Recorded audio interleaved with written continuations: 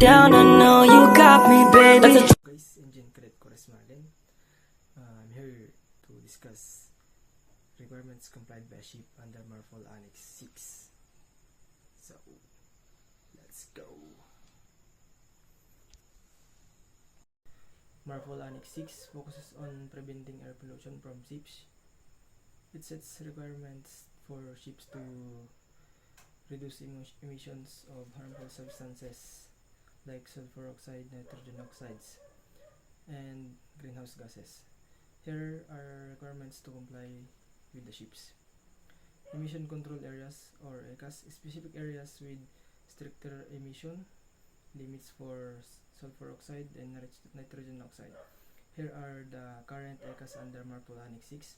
Baltic Sea includes sulfur oxides and nitrogen oxide regulation. North Sea includes sulfur oxides and nitrogen oxides regulation. North American ECA includes sulfur oxide and nitrogen oxide and particulate matter regulations. United States Caribbean Sea ECA includes sulfur oxide and nitrogen oxide and particulate matter regulations. Sulfur content limits. Ship must use fuel with a maximum sulfur content of 0.5% globally and 0.1% within emission control areas. Nitrogen emission limits.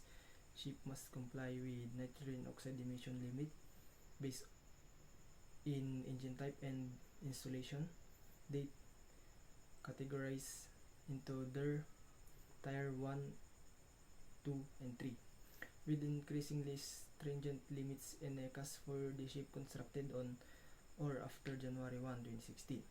Energy efficient.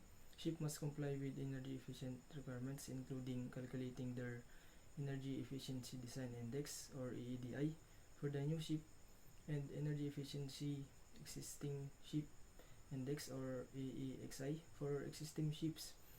Ship's Energy Efficiency Management Plan or CEMP. Ship must develop and implement a CEMP to improve energy efficiency and reduce greenhouse gas emissions. Operational Carbon Intensity or OCI. Ship must calculate their annual operational carbon intensity and assign a rating from A to E. A is A being the best rating. Ship Operational Carbon Intensity Plan. Ship with a poor OCI rating must implement a plan to improve their performance. Certificates. Ship must obtain an Engine International Air Pollution Prevention or EIAPP certificate and an International Air Pollution Prevention or IAPP certificate to demonstrate compliance with nitrogen oxide and sulfur oxide requirements.